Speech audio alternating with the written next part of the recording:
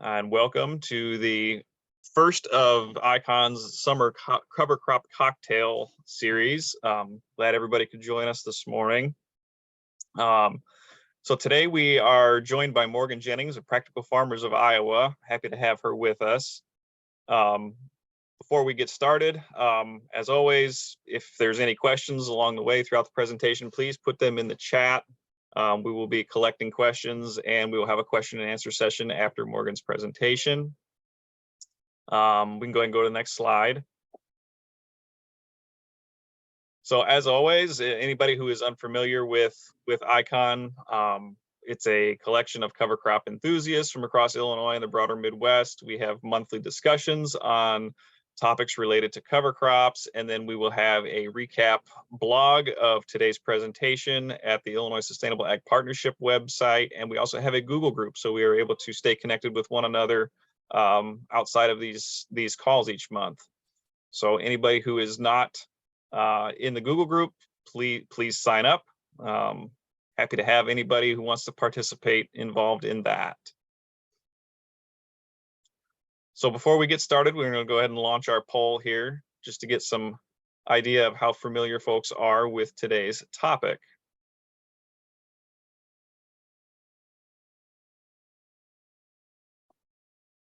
And I am unable to see results, so Helen, you may have to, or Rachel, you may have to jump in here.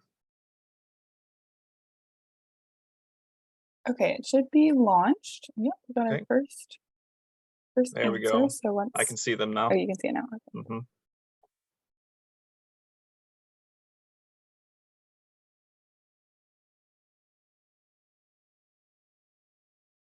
Okay, looks like we have most of the results in. About 20% or so very familiar with today's topic, 60% are somewhat familiar, and 20% not familiar at all. So this should be a good discussion. Okay, and we are happy to announce today that this is our 50th ICON call. So hence the party hats and fanfare here. Very happy that we've been able to do this 50 times, and we look forward to doing it another 50 times. So with that, I will go ahead and introduce our speaker today. We're joined by Morgan Jennings. Sorry. Sure. Before we do that, do we want people to introduce themselves through the chat? Just kind of share their name and affiliation and location. Yeah, and it's always nice to know who's on the call and kind of make connections that way. So in addition to listing your name and location, we're kind of curious too if you have a favorite flavor of ice cream. It's June Dairy Month, so give a shout out to the dairy farmers out there in the world, and you can list your favorite flavor of ice cream. And just put that in the chat there, and we'll use that to learn about each other a little bit more. And we will go ahead and get things kicked off. We're joined today by Morgan Jennings of Practical Farmers of Iowa. Morgan joined the Practical Farmers of Iowa staff in November of 2022 as a field crops viability coordinator. She earned her bachelor's degree in animal science and agronomy from Iowa State University and continued her education at the University of Nebraska-Lincoln, where she received her master's degree specializing in ruminant nutrition with a focus on evaluating cattle management for systems with limited perennial pasture. So with that, Morgan, I will go ahead and turn it over to you. Let you go ahead and share your screen and we can get started. Perfect. Thank you, Tori. Can you guys hear me okay? We can. Perfect. I will share my screen.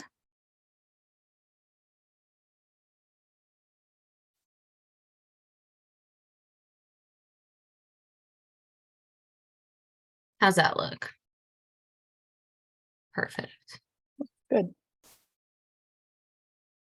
Okay. Well, good morning, everybody. Thank you, Tori, for that introduction. My name is Morgan, as he said, and I guess I'll just chip in. My favorite ice cream flavor is mint chocolate chip. So I don't know if any of you love that flavor, but I certainly do. And I don't have to share it actually with a lot of people because not a lot of people are a fan of mint, but that's me. So yes, I'm a field crops viability coordinator for Practical Farmers of Iowa, and I appreciate you guys having me on and letting me talk to you guys about some cover crop considerations.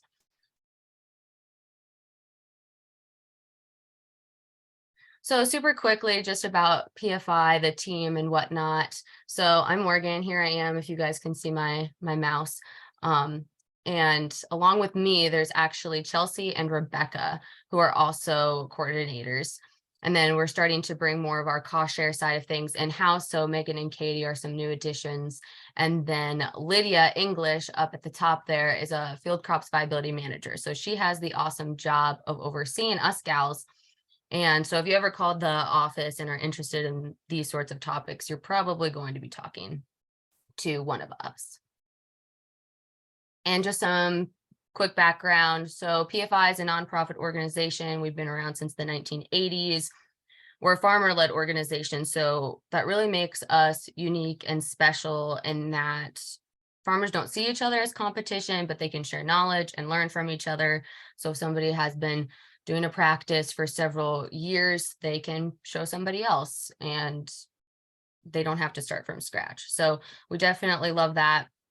And our vision is in Iowa with healthy soil, healthy food, clean air, clean water, resilient farms, and vibrant communities. And as I said, farmers really lead our programming. It's farmer-led. So a lot of that comes from the farmer-led education department that we have at PFI. So they help facilitate and plan all of the field days and farm NARs and shared learning calls. So events such as this one that we're at right now. And then we also have the research department, which is great. Our programming, our on-farm research programming is a huge part, and farmers can participate in trials that they're interested in learning more about. So we have that. And then farm viability is the department that I just discussed. That's where the field team resides. And that's where our goal is to make farms and businesses that support them successful, resilient. We want them to be connected to each other. We have one-on-one coaching, that's the technical assistance side of things. And then we have the financial assistance. So the payments that can hopefully help make practices less risky when you're adopting them, like implementing cover crops. We have the cover crop cost share program and a small grains cost share program, to name a couple. So that's just a little bit of background really quickly about PFI. I can certainly go into more detail on that or provide other resources, but just to give you guys some background. And also just as a reminder of why we choose to do extended rotations and have small grains and just create this more diverse opportunity. So there's yield increases to all crops. They can help break up disease and pest cycles and spread out labor. And probably the most important, and what we're really going to be getting into today, is that it is a window of opportunity for cover crops. So we have the opportunity to get really creative with an extended rotation. And I'm mainly going to be talking about the summer window specifically, but we can be creative with cover crops. I know that it can be challenging to get a fall cover crop to grow due to like limited warm weather, the limited growing degree days. There's less biomass that gets accumulated in those typical corn and soybean systems. So adding a summer annual or mix, for example, is a great way to get more growth, add diversity to your operation, and help start improving the health of your soil, among other benefits, of course. So following that small grain crop, it is easier to implement a cover crop into your system. You have that longer window, and having those living roots in the soil is better than leaving the land bare, even if you are just working with a couple species and not like a 30-way mix, for example. I don't think you need to go that extreme, but it's better than leaving it bare, and you can be continuously feeding the microbes and contributing to that diversity and healthy system. And one thing that I actually feel like mentioning that I heard state soil specialist in Iowa, Hillary Olson. She said this at an event a couple months ago, rather, was that if you were to eat a hamburger and a baked potato for the rest of your life, are you going to be as healthy as you can be? No, likely not, unfortunately, even though we might love hamburgers and baked potatoes. But the same thing can apply to those microbes in the soil and giving them more of a variety. So if we keep feeding them corn and soybeans, they're not going to be as healthy as they can be. But when we put in a cover crop, they can be more diverse and healthy. So it's awesome that we can take advantage of this window and have a plethora of options that can help with this system. So just some questions to ponder, kind of get you guys thinking as we go through this presentation. Is there a resource concern? For example, do you have like bad soil erosion? Do you need to keep your soil in your field? What are you trying to accomplish? Is it mostly weed suppression? Do you need to extend your grazing season? What is your next cash crop going to be? If you're going to corn, then maybe you want to focus on getting nitrogen into your field. So what do you want to do for that? Or do you apply manure? Then maybe you need something that can uptake or help scavenge the nutrients from the field, among other questions that all of you probably have. But that's just super brief to get you guys kind of thinking. And with that in mind, it is the cover crops that can really lead into these benefits. So these are just several like main benefits that I selected. But once you figure out what you're trying to achieve, then you can essentially select cover crops that can help meet those goals, whether it's weed suppression, erosion control, having forage for grazing. They can fix nitrogen, and then it's available for the next crop, among other great things. So they're very advantageous, and they can be advantageous and add flexibility to an operation as well when you include them in a mix. So maybe you compare a fast growing grass, for example, with a slower growing legume, and you're able to suppress weeds throughout that season. So there are definitely advantages to pairing things together, so that way you can get that ground cover and more biomass, your nitrogen production, weed control, those things that I have listed here. But of course, there's still pros and cons to everything. So some things that you still have to consider when you are going to be using a mix are that you're looking at increased costs, you're looking at increased residue, and your time in your management, and then potential difficulty to seed, because there are lots of different sizes of that seed. But again, when you weigh those out, advantages are, there is a lot. And of course, you might not see those after the first year of doing cover crops, but it's all about leaving the land better too than how it was before when you had it. So implementing these practices and using these mixes can definitely be beneficial. And before going into like specific species and like what they can provide, I guess I want to briefly go over the different plant families just to make sure that we're all on the same page. So we got legumes, we got grasses, and we have brassicas. So legume cover crops for sure are definitely known for fixing atmospheric nitrogen. So that way it's available to the next crop. So that question that I had suggested initially with what your next cash crop is going to be, if you are going to corn, you probably want to select a legume in your mix. So that way there's going to be nitrogen for the corn crop. That's a big thing, but they don't scavenge nitrogen as well as grasses do. So again, with the questions that I had you guys thinking about was, if you apply manure, maybe you do want to plant a grass species that can help scavenge nutrients and have that be brought as well. And then brassicas, I know sometimes those can get confused with legumes. At least I know that that's happened several times with me. when I'm on call with farmers, but they're different. They're really known for their rapid fall growth. They produce a lot of biomass. They also have a nutrient scavenging ability.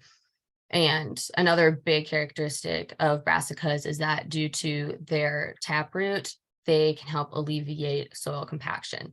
So you can see with all of these characteristics, of course, some of them overlap, but with all of these characteristics, when you are going to maybe incorporate a legume, a grass, and a brassica together, then they can definitely be advantageous. So getting into it a little bit deeper. So cover crop options for grazing. I just listed a couple species here specifically and the characteristics that they provide, because I really want you guys to focus on what species have what characteristics, because then you can decide what works for you. Because a lot of species can, or a few species rather, can still produce a lot of biomass and cover your goals. You don't necessarily need to have like a 12-way mix or something like that. So this way, I guess I want all of you guys to have a reason for putting something in your mix rather than just throwing it in to throw it in. So maybe a mix of summer annuals here would be like having your sorghums and your millets together and then throwing in a couple of those legume species that I mentioned. And I know summer annuals can provide grazing about a month or so after they have been planted. Of course, I understand that you need to consider moisture as well, and if that is adequate enough to get the cover crop to grow. And so that was just summer species. I had just said is if you do want to pair the sorghum and millet with the legumes, but the grazing combination that you might want to do in the fall, like if you had to delay planting due to moisture, for example, that might change in the fall, because sorghum Sudan grass does have prussic acid risk. So that's just something to consider when grazing. That's toxic to livestock. So maybe you don't want to plant that, but you can do the pearl millet, because pearl millet does not have prussic acid risk. So do that instead in combination with a couple of legume species. That's definitely an option. Sorghum Sudan grass is high yielding. Maybe don't graze it until it is about, I would say, like 18 to 36 inches tall, I would say. And then pearl millet, yeah, good grazing option. And it can be used for dry hay. So, and like I said, no prussic acid risk, so you don't have to worry about cattle grazing that. And then Sudan grass does also have good yields, and there is less prussic acid risk than the sorghum Sudan grass. And that can be grazed and chopped, dry baled. So it's not just good for grazing, but it can be good of forage value as well. And then all the clovers I listed here are excellent for grazing. They have good nutritional quality and palatability. So those are good to mix in as well. I will say that you don't want to just graze like straight solid stand of legumes, because you're going to have concerns with bloat. So don't skimp on the grass if you are going to be putting together a mix for grazing. Make sure there's plenty of grass in there. And then rapeseed I threw in as well, because again, that one is a brassica species, and so it's going to put on a lot of growth, a lot of biomass. So it is a great forage, and it can help break up compaction, known to suppress nematodes and weeds as well. And if you do have a situation where you need to graze more, then the quality of rapeseed does remain high throughout the winter. I think it's about 70% total digestible nutrients and maybe about 20% crude protein throughout the winter. So that's a good option to have in your mix as well. And you can pair that with any of just the grasses I set up here, or millet. Oats is also a pretty popular option, I believe, as well. So as I said, a few species can produce a lot of biomass. So then having a mix with a dozen species might not be the ticket for you. But those are just some options and characteristics when you're pulling a mix together, that you can have that growth and biomass. You can have nitrogen for the next crop, and you can have more forage for grazing.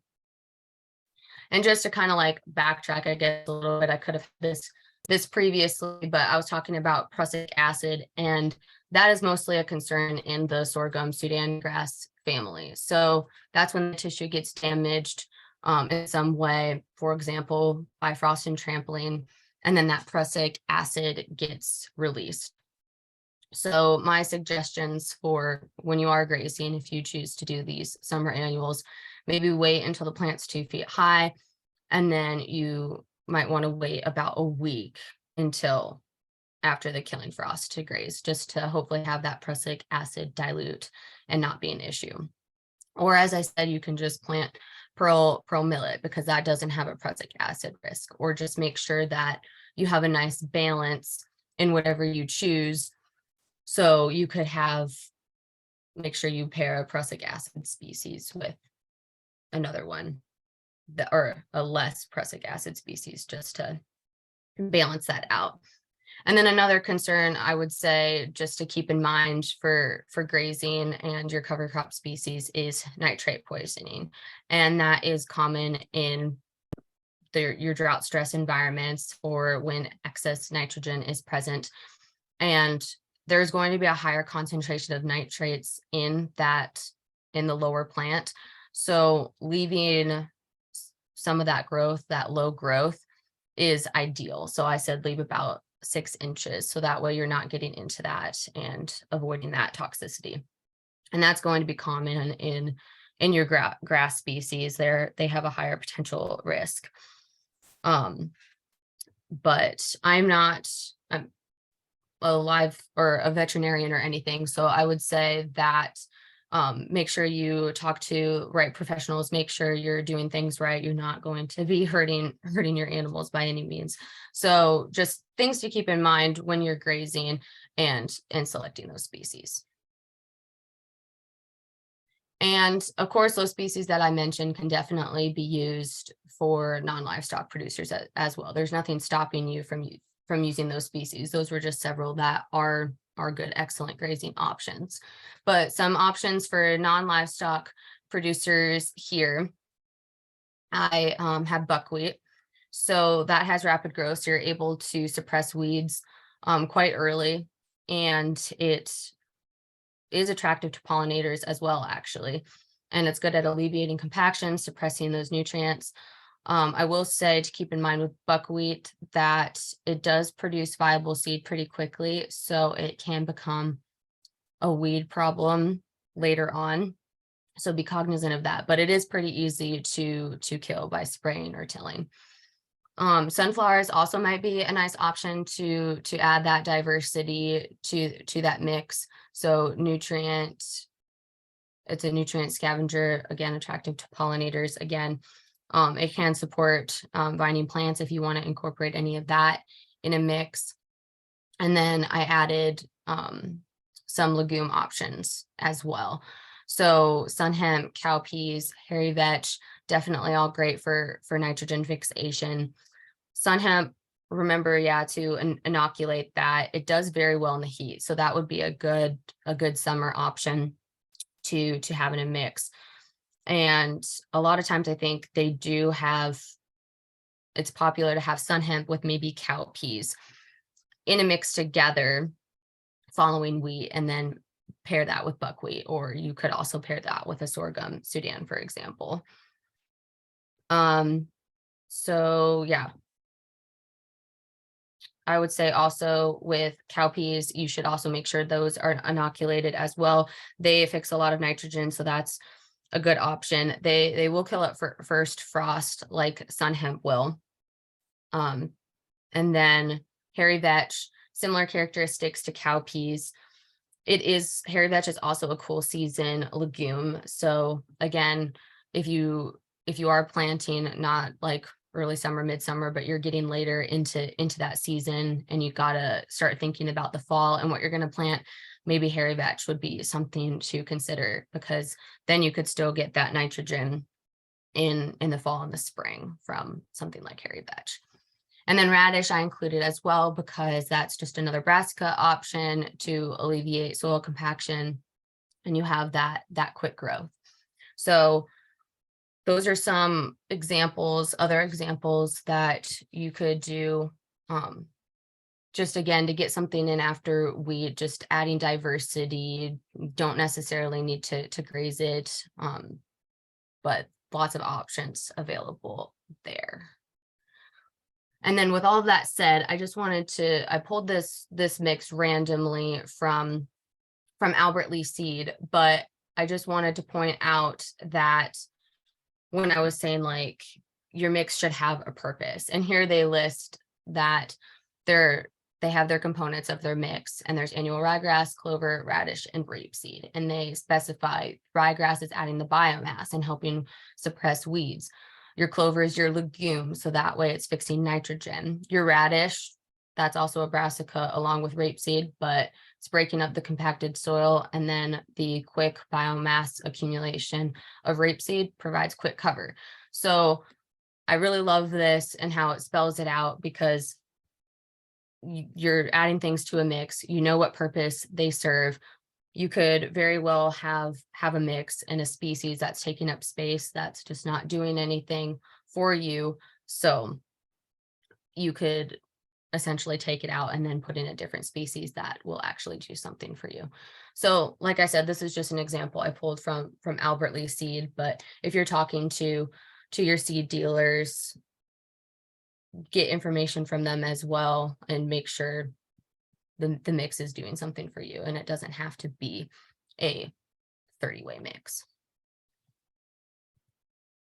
So really quickly, I know that was like super brief, just with the brief time we have, we can definitely open it up to more discussion, but I wanted to quickly go over some resources that I have in my remaining time that might be useful, along with some cost share options for you all. But the Whole Farm Conservation Best Practices Manual, I think, is a good resource. Cover crops, diverse rotations are included. And here I just took a snippet of cover crop selection and management after small grains before corn.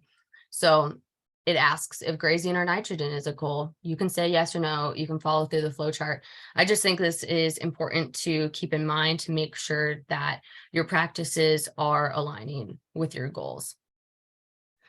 Another resource that I think is really helpful is this one from the Midwest Cover Crops Council. It's their cover crop decision tool.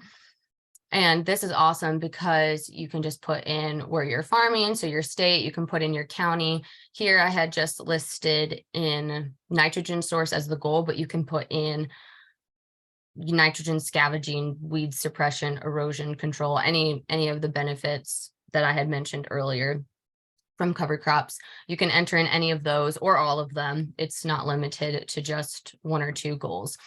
And then it will spit out some available cover crops for you. And it tells you the goal fulfillment, as you can see across the top. And it will rank them obviously from best to least on the left-hand side. And if you did select multiple options, it can specify where the number is pulling from. But then along with that, it also shows you planting periods and what works best in your area. So I do like that. And as I said, it progresses down for its rate of excellence or good.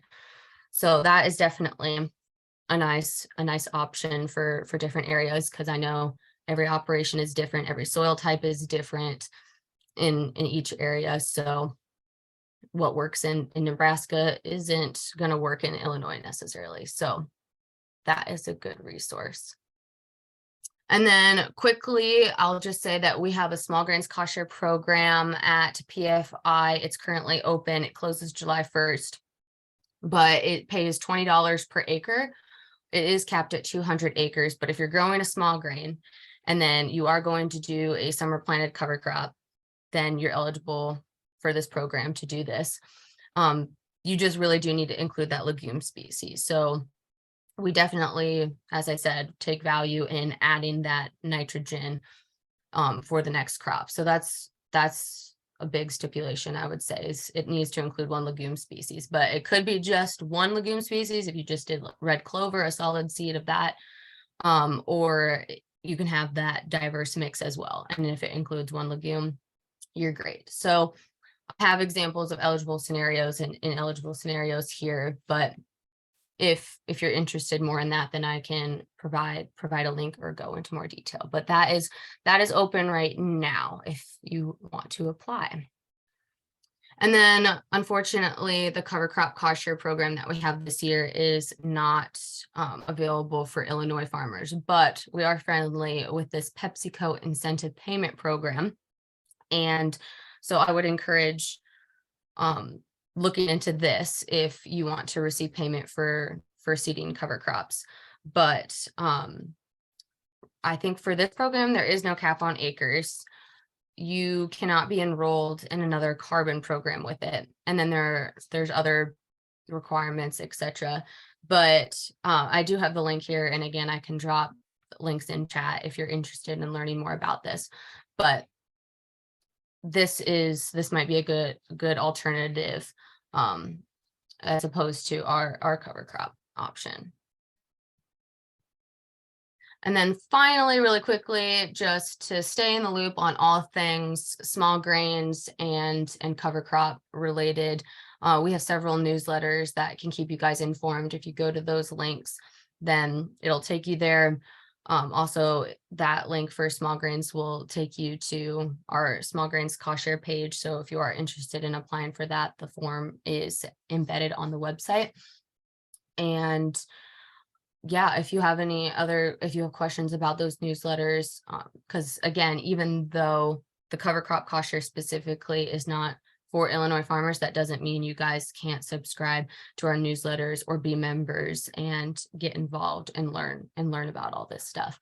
So feel free. My email is right here, and that is the office phone. And I think we can open it up to some discussion and Q&A.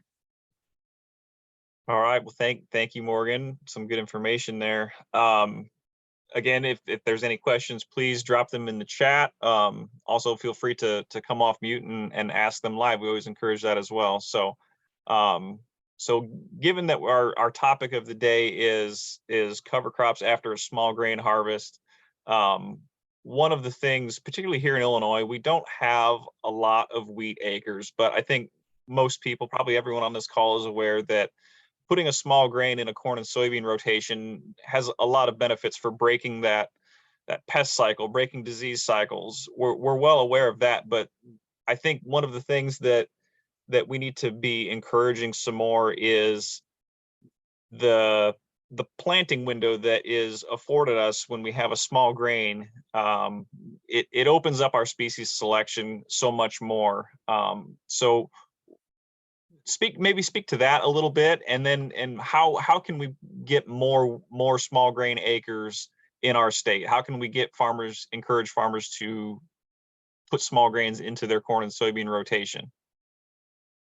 Okay, great question. So I know it's definitely a challenge because we can list all of the benefits of it, but people don't necessarily want to plant or seed small grains. I guess I would say to get people more, what you're asking is just how to get people more involved or like learn more about small grains. If we can get more small grains into the corn and soybean rotation, that means that we can get more cover crops after small grains. So what are some of the strategies that we need to be thinking about as we talk with farmers about how to encourage them to try some wheat, try 60 or 100 acres of wheat so that we can open up that summer planting window for cover crop? Right.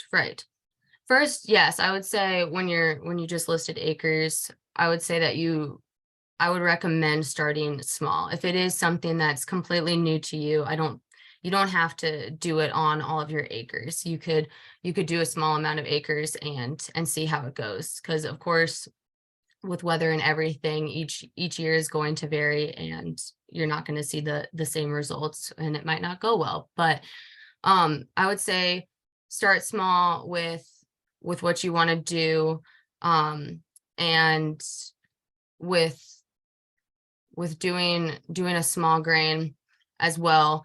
I mean, if you think back to Grandpa's rotation, like they included it in so that way they could feed livestock.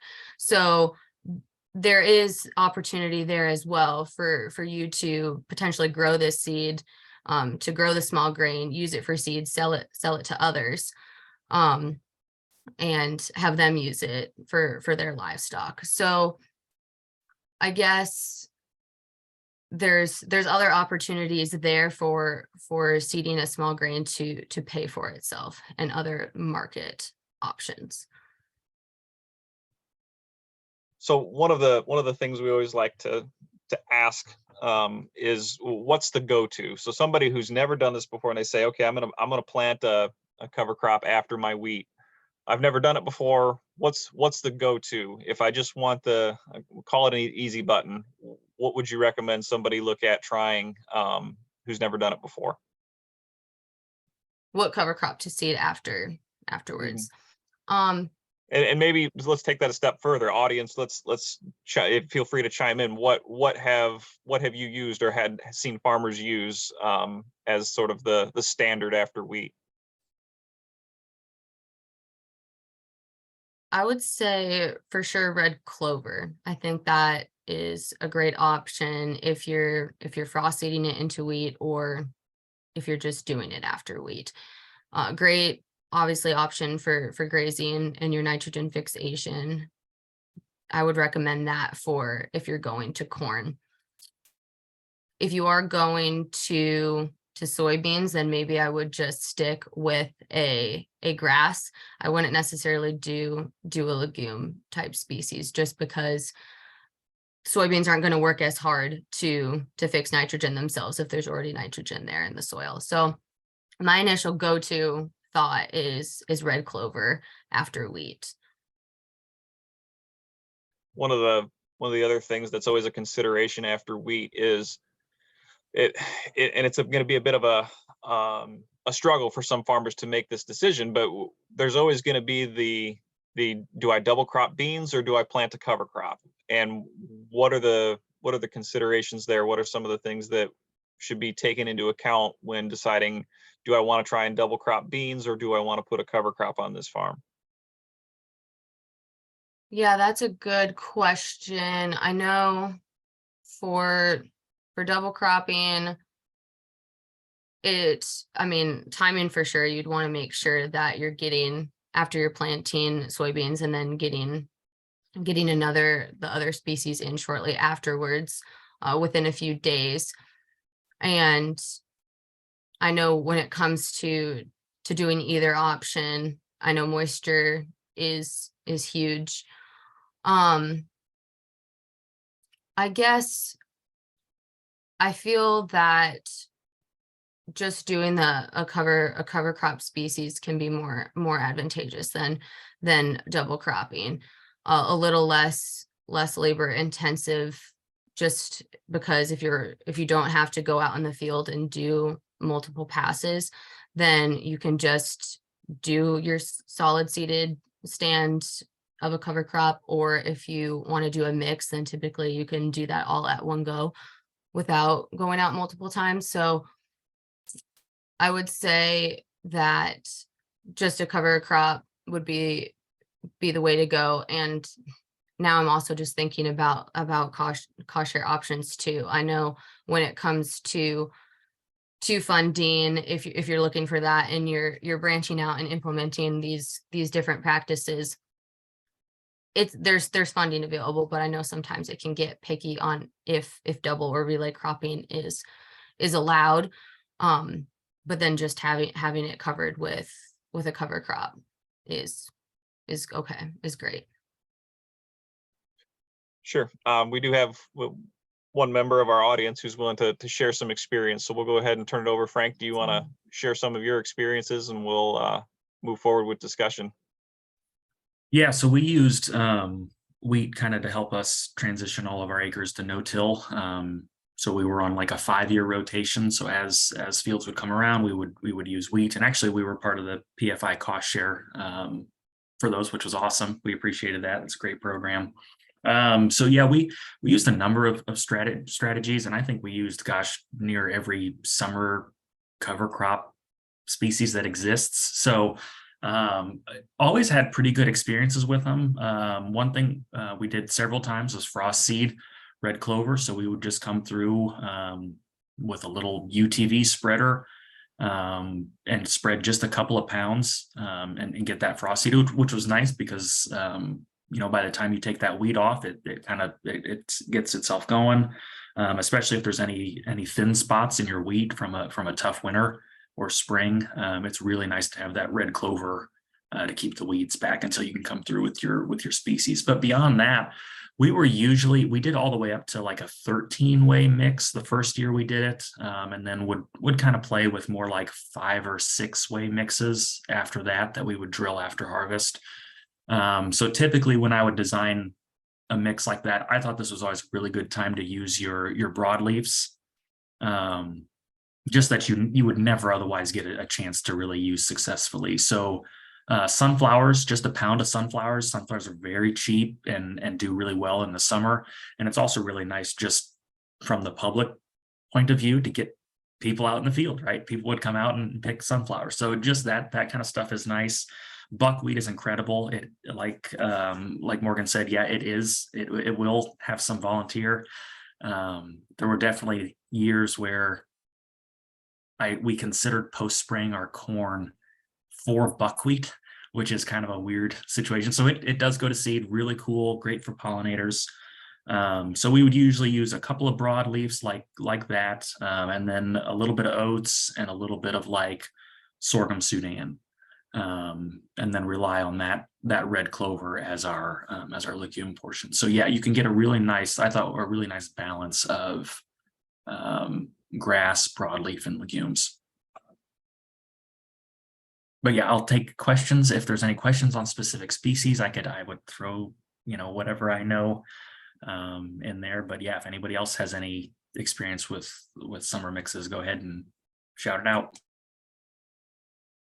That's awesome. Thank you, Frank. I do love hearing what everyone is doing and what works well for them. That's interesting that you had started with about a 13-way mix and then jumped down to like about 5, 6. Do you graze? Did you say that?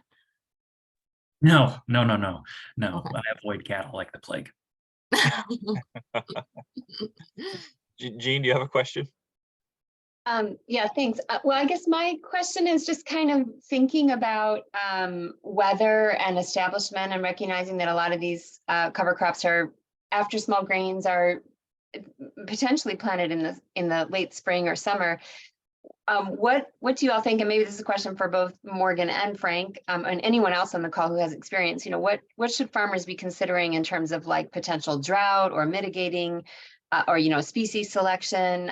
Looks like it's going to be it's already been a dry year, so just kind of curious considerations around drought conditions to make sure we get a good establishment. I know I had mentioned sunflowers. Sorry, so did Frank. They have the deep-rooted system, so I feel like that is a good option for drought. So they can be pulling nutrients and water. And sorry, there's multiple parts of that question and a lot of thoughts were going through my mind. Frank, sorry, do you want to jump in? Yeah, and so that kind of goes back to the strategy that we were using with 5 or 6 species. Yeah, the 13-way was awesome. It looked great. It was really cool. But I think that 5, 6, 7 is kind of where we landed, because within that, so say I planted, first of all, the frost seeded clover always did well, right? Because it had a chance to get established early on, regardless of what that summer weather was. I will say that it is hard to kill the next year if you're no-till. So just keep that in mind. But yeah, beyond that, so if you think about that mix that I gave, so you've got oats and sorghum Sudan. So oats would be more of a cool weather. The sorghum would be would do much better in a drought. But oats always performed well for us regardless of weather. But, you know, then buckwheat and sunflowers. Buckwheat's going to perform pretty well, you know, if you've got some cooler weather and it's wet.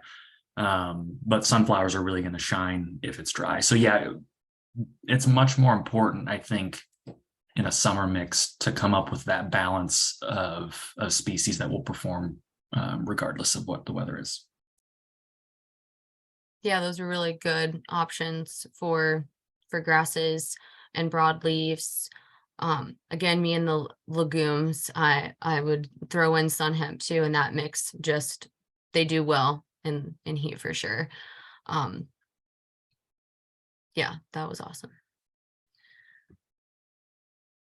One question we have, Morgan, maybe you can certainly handle this one, is has PFI done any analysis to quantify the economic or agronomic benefits of covers in combination with small grains? Is there any economic data on this, or are we just talking specifically about some of the overall soil health and rotational benefits? So yes, for sure. I know that there are studies due to, done by our research department, that we have studies on the economic benefits. There are, I think, several that are pretty recent, without going back too deep into our archives, but I'm trying to think of some off the top of my head. And I know, any of you can definitely dig deeper into our website and pull stuff up. But there's definitely some.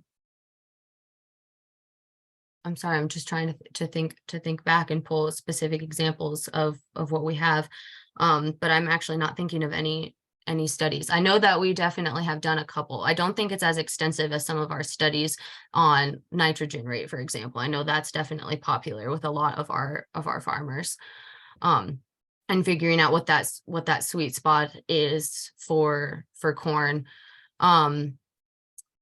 So yes, sorry, off the top of my head, I can't think of any Sure. No, studies. if there's any information that you know exists, you know, if you could share that with us, we'd be happy to pass it along. Yes. You know, I know it's probably one of those areas that needs to have more research done, more work done on that. You know, if like we alluded to earlier, trying to get more small grain acres out on the landscape, some of those things I think could be valuable tools to help encourage that. So that's good stuff.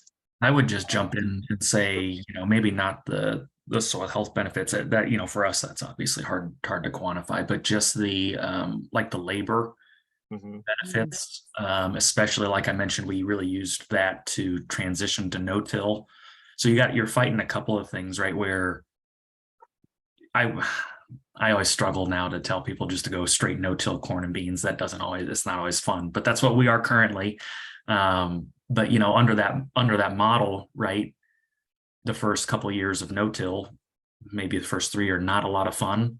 So anything you can do to push that corn crop to the later end of that no-till transition, right? So we would start the rotation with no-till soybeans into cover crops, and then follow that up with wheat, and then a good summer cover crop to kind of help condition that soil, and then corn after that. And at the same time, especially if you're doing a lot of your acres, again, you know, getting into the field at a timely, you know, depending on weather, as that soil is getting back into shape, it is nice to not have all of your acres in corn and beans if you're transitioning a lot of your operations. So there are just more practical benefits to using it for sure.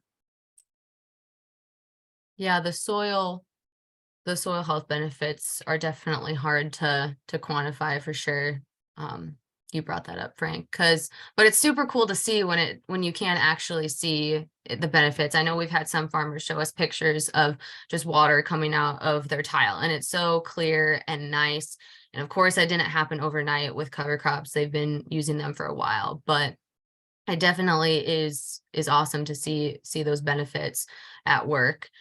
Because water is huge, and I know that can go down another rabbit hole of just personal health benefits in drinking water, with soil, pesticides, anything going into drinking water. But when you do have them for a while and you can start seeing those physical benefits and whatnot, I think that's awesome. Or maybe after just a year. I think it's more common after a year or two to more see the soil structure change, maybe not necessarily the water. When I said it's running clear, but it's definitely cool to see the soil structure and the change and how it holds water better. Yeah, absolutely. The compounding effects of continued implementation of some of these practices is that's sort of the bottom line of cover crops, is that you know, good stewarded use, proper use, good management is where the benefits really come. So I think we'll go ahead and probably get to wrapping things up a little bit here. We'll go ahead here. So we want to make everyone aware that, you know, obviously stay connected with ICCON. We have the aggregate, our monthly newsletter that shares events and program updates. It's a valuable resource. We encourage everybody to subscribe and read that each month. As I mentioned at the beginning of this webinar, we have the ICCON Google group to get meeting reminders, and you can access all of our recordings. And stay connected with the group and share information, share experiences. So you can unsubscribe at any time if you don't wish to continue to participate, but we encourage everyone to subscribe and participate in these things. So for CCAs on the call, we are offering CEUs for this. You can go ahead and use the QR code. If you don't have the CCA app, you can use the Google form that will be dropped in the chat, and there will also be a follow-up email. So please feel free to take advantage of that. And we have one poll for everybody on the way out here we want to catch up with.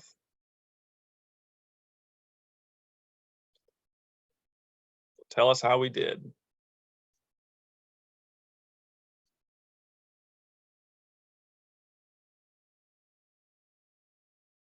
I just launched. Can everyone see the poll? Yep. Oh, there it goes. There it goes.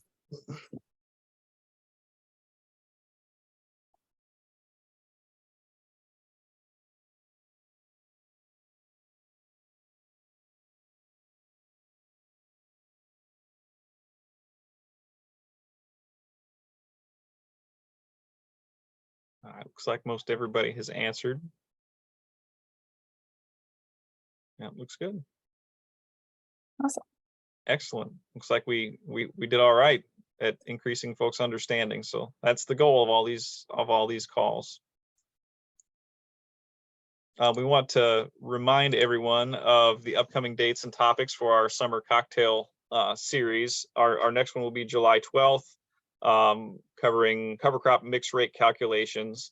And then we will have another one in August on using cover crop mixes to address specific field concerns. And then in September, we are planning to have a talk on how to use cover crops for wildlife habitat, pollinators, and biodiversity. So we hope you will all join us for those as well. What else do we have upcoming?